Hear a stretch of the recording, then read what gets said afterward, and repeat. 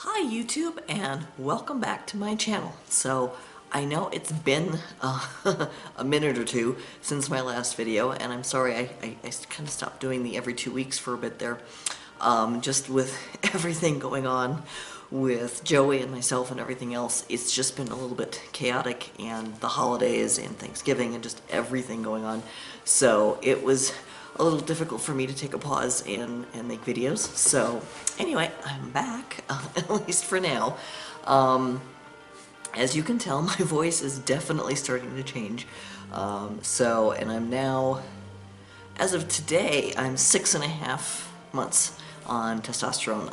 I should have made a video last week, but I had to prep and everything because I had my surgery. That's one of the other things that I've been mentioning, is the fact that ever since I went to see the endocrinologist back in June, that he felt a lump, and then I went to get ultrasound, and then they did a biopsy, and every time they kept testing, it was like, well, it doesn't look benign, but we're not sure it's cancer either. So, it just kind of progressed until now, as of last Friday, I had surgery, and you can see there, it's like, I won't show it too much, but I had the thyroid surgery, and so they took out the right side of it, so I only have half a thyroid left. They left the other side in, and when they took it out, they were immediately going to test it again to see if it was cancer, and if it didn't look like cancer, they were going to leave the other half in. So, as far as I know, I am cancer-free.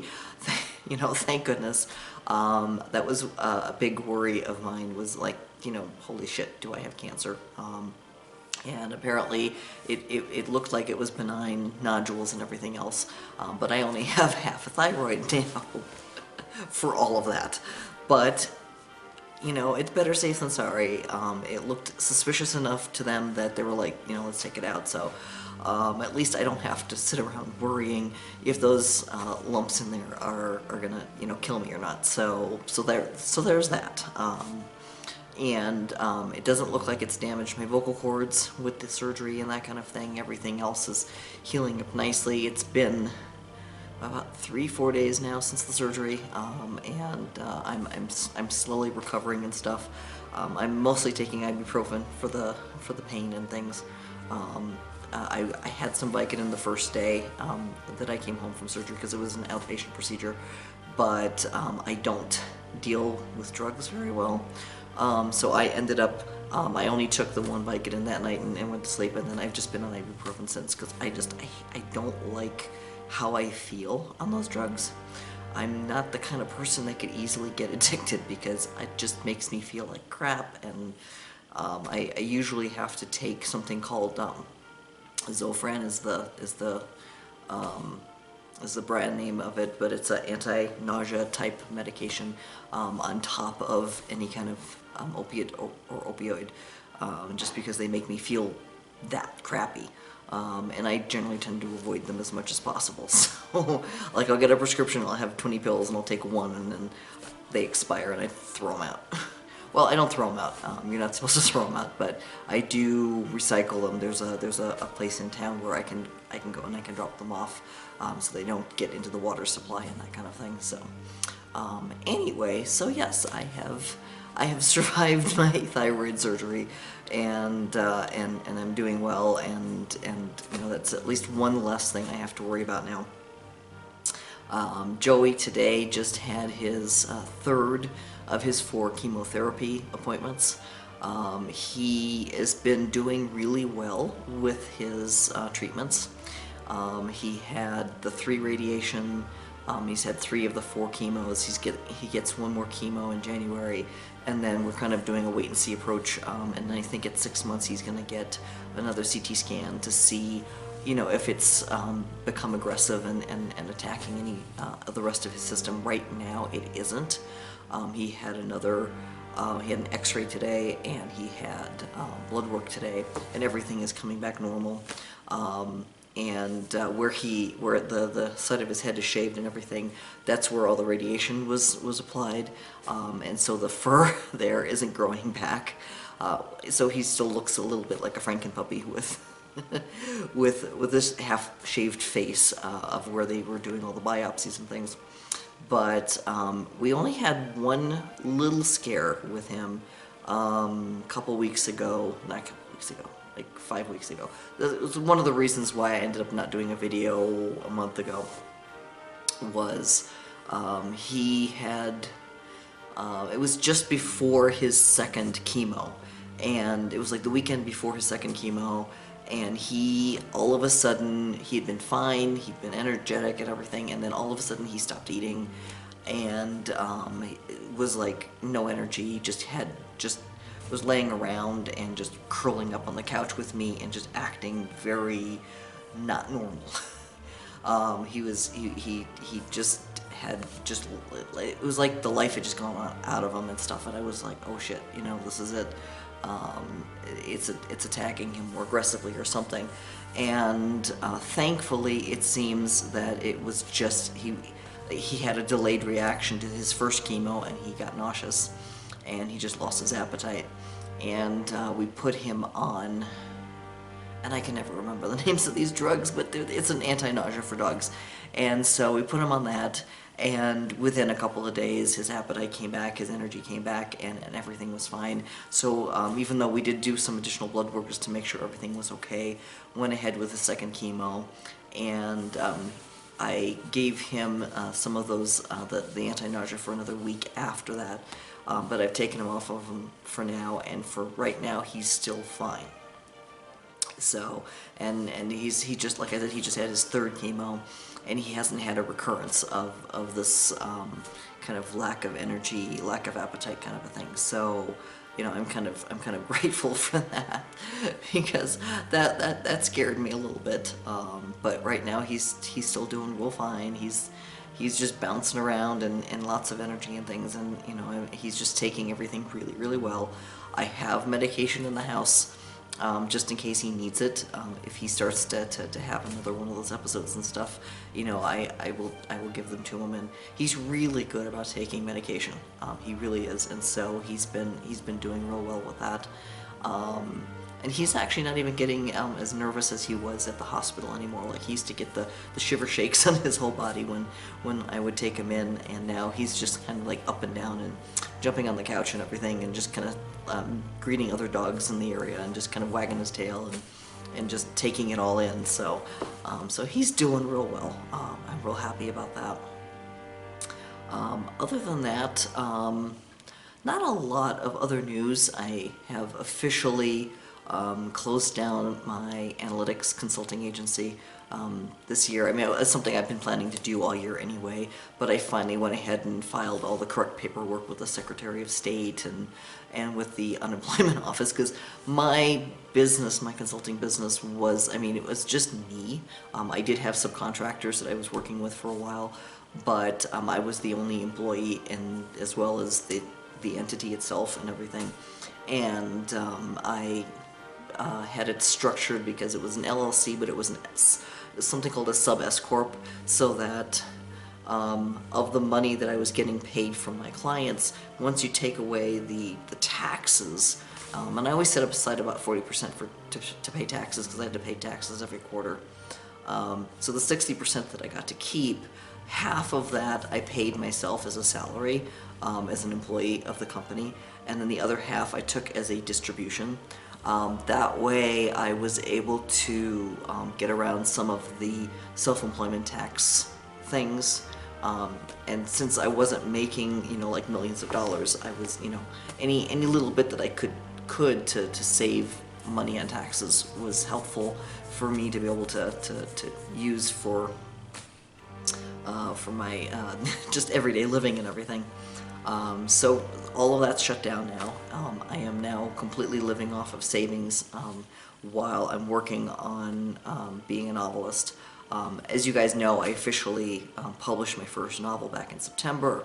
I posted that as a video with that announcement. And if you haven't checked out my novel yet, but you are thinking about it, because I did have that special 99-cent pre-order for the novel, and I'm doing another special for 99 cents for 2 weeks before Christmas. So I think starting on or is it a week before Christmas? From the 18th through the 25th, basically, you can go and find, it's under the name Coffee to Go. I'll go ahead and put a little video, a little image here, but the novel is Coffee to Go. It's written under my pen name of Grayson Bell, and for that week you can get it on, at least the Kindle version you can get for 99 cents. I can't do promotions like that cheap for the print version. Amazon doesn't let you. The bare minimum to print the novel is, I think, like $3.50 or something in that range. But I can't set the price even that low because they want their cut of the profits and everything. So right now I have it set for the print version. If you like print, it's at $7.99. And that gets me like basically $1. So every copy that's sold print-wise gets me $1. Versus the ebook, where I'm selling the ebook, the normal price is $2.99. I get to keep $2 of that. So the ebook is a better deal for me, as well as it's a better deal for everyone because it's just cheaper. And it's available on like, you don't have to have a Kindle, you can just get the free Kindle app and stuff, or if you're a member of Kindle Unlimited, it's free for any Kindle Unlimited. I've made it available on Kindle Unlimited as well, so there's that. So shameless plug. I am my own promotion on, that's not promotion, sponsor, there we go. I am my own sponsor for my videos, because I don't have sponsors. I'm not even monetized anymore in these videos, so I lost my monetization a year ago when they went and put the new monetization rules in place and everything, so I don't even get money for these videos anymore. So there goes that incentive for me to post more regularly. Not that it matters one way or the other. I wasn't making all that much from this particular channel. My tutorial channel for analytics is the one that I got the most from. I was making like somewhere around $300 to $400 a year from that channel. I had a lot more traffic on that one, but I haven't been making videos over there for ages at all. I just kind of ran out of material to post, and I lost access to certain servers and that kind of thing, and so it just didn't make sense for me to continue making videos over there, so I kind of stopped doing it. And like I said, like this channel, I think this channel was generating somewhere between $25 and $30 a year. So, woo! I'm actually making more money off of my novel now after only 2.5 months. I mean, not that my novel is not selling in the millions by any means, or even not even in the hundreds at this point. I think I've sold 65 copies. You know, but I'm a first-time author. It's my debut novel. I'm doing all the marketing myself. It's completely self-published and everything else. And I'm just starting to build my following on Twitter and Facebook and everything else. So having sold 65 copies is actually not bad, considering where I'm at the stage in the game with everything with my writing. And I just finished NaNoWriMo for 2018, and I have another chapter or two to finish, but I have a new novel that I wrote, and that's going to come out next March or April. The title is Mark My Soul. It's going to be, because if any of you are following me who've read any of my fan fiction or anything, you know I tend to get, I tend to write more fairly erotic stories. And my first novel was not super erotic. I mean, I had some sex scenes in it, but it was mostly a romance, and it was fairly vanilla. And my next novel is going to be a lot more kinky, because, to be perfectly honest, I really just enjoy writing that kind of content. And it's going to be a gay romance again, and everything. And it's set in a universe where people have, I'm calling them, and I've seen this before, it's a trope in fan fiction called the soul mark trope, where people are born with a mark on their hand, and it helps them match them up with their soulmate, and when they meet the soulmate, there's different rules, different people have things, and the rules in the universe I wrote in is that once they become in proximity to each other, their marks activate, and they're like, oh, okay, we need to complete this bond. Otherwise, like their marks irritate their hands if they don't, and then the next stage is to like actually touch each other, like handshake will do, to get the next part of the process started. But they eventually have to consummate the bond. It's just a thing.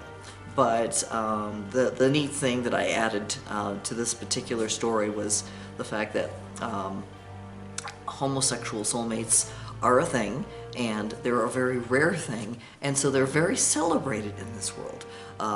There's a lot of fanfare, they get a lot of press, they're kind of become semi-celebrities because of it, because it's such a rare thing in this world. Something, the opposite of what happens in our world. I just wanted it to be kind of like a universe where being a homosexual pair is actually a good thing, it's a happy thing. There is still angst and conflict in the story and stuff, but like I said, I'm still writing it. I still have a couple chapters to finish, and then I have to do quite a bit of editing and things so that it's ready for publication in March or April is the time frame. But keep an eye out for that. I will definitely be making more announcements and videos about that as well, and I will definitely have a pre-sale special for that one as well. The pre-sale for Coffee to Go was really well received. I was really happy with how that worked out, so I'm going to continue doing that. So, and in the meantime, of course, I mean, for those of you who've been following me for ages know that I have a sci-fi novel out there that's been kind of on the back burner now for a while, since what I thought was the complete novel turned out to be too short, and like I said, I think I've mentioned this before, that I've been smushing it together with the sequel that I wrote for it, and I never finished the sequel, and I haven't made it come to a conclusion yet. And the thing is, I don't know exactly how I want to end it, because I do kind of want to end it in a way where it can still be a standalone novel, even the two together, but at the same time I would like it to lead to a couple more. Originally my plan was to have 5 novels, but with the first 2 novels being put together into a single one, it's going to cut it down into a trilogy instead. And to be perfectly honest, with the way I've thought out the story arc, it really works well as a trilogy.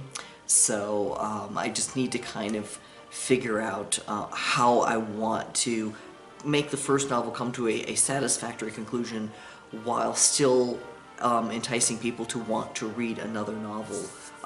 But without, I don't want to leave like a cliffhanger or anything like that, kind of a thing. So I've got some work to do on that. But that's basically my life now, is just writing and figuring out endings to novels and getting things edited and published and everything else. And to be perfectly honest, I'm just absolutely loving it. I'm loving exploring these different characters and everything else. And with my Coffee to Go novel, it is a novel where the characters were still somewhat inspired by some fan fiction, and I could have written it as a fan fiction, but I made the characters original. But there's still a few tiny little threads of elements in there that if anyone knows Dragon Age 2 might pick up on. But I made the characters unique enough that I don't think I'm running into any copyright issues or anything of that nature. I deliberately tried to take their characters into completely different and unique areas, other than what they would have been if I had kept it as a fan fiction story. With Mark My Soul, I decided to try and step completely outside of my comfort zone and not be inspired by any kind of a fan fiction. So the characters, they're Scott and Ross are the 2 leads in this novel, and they are not inspired by anything else except my imagination. And this is not the first time I've done that. I mean, the sci-fi novel with Arden and Jevon, those are also, like, all the characters in that novel are completely unique and original and not inspired by any particular fandom either. But when I wrote Coffee to Go, you know, admittedly, I was like, it was a story in my head that was like, oh, I'd love to do a coffee shop AU for Dragon Age. But I was like, well, wait a minute, why should I do it for Dragon Age? Why don't I just do an original one? But I kind of had that seed planted in my head when I was thinking about it. So even though I never wrote it, it's not one of those 50 Shades kind of things where it was a fan fiction and I just changed the names of the characters. That's not what happened at all. It was just a story that sparked in my head that could have applied to these characters, but I ended up taking it into a completely original direction. But there's still sparks in there. So, and I'm completely open about that. I'm not ashamed to admit that that's where some of a few little nuggets here and there came from. But throughout the editing process and everything that I did for that novel, a lot of that kind of got scrubbed out. So there's very little of that left at all. Anyhow, this is basically my my current update. I'm just trying to think of if should I promise to do another video. I don't know if I'll do another video this year or not, so this may be my final video for 2018. Although if I get inspired, I might come back and make another one. We'll see. But in the meantime, I am going to be going to Chicago for Christmas this year. And, you know, thankfully I have a roommate now, so she's going to stick around and she's going to take care of of Joey and Lexi, so I don't have to board them when I travel. And I'm going to drive out to Chicago instead of flying, and that way it gives me flexibility so that just based on the weather, we'll determine when I actually leave to drive out there. And it's my uncle just turned 70, he just bought a new house. I haven't seen him for 2 or 3 years now, and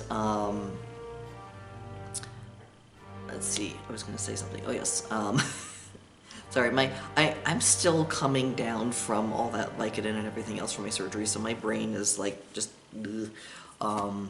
so, but yeah, so my uncle just turned 70 and everything, and like, oh yeah, and I haven't spent Christmas with him and my aunt in decades.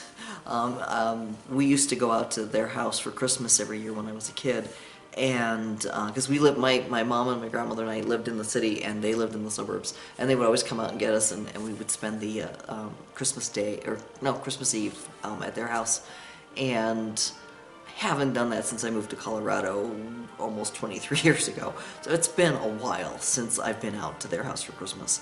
So this year, you know, it's a milestone year for my uncle with his age, and he's survived 3 types of cancer so far in his life. And you know, the fact that, I mean, 70 doesn't sound like he's that old, and he's not.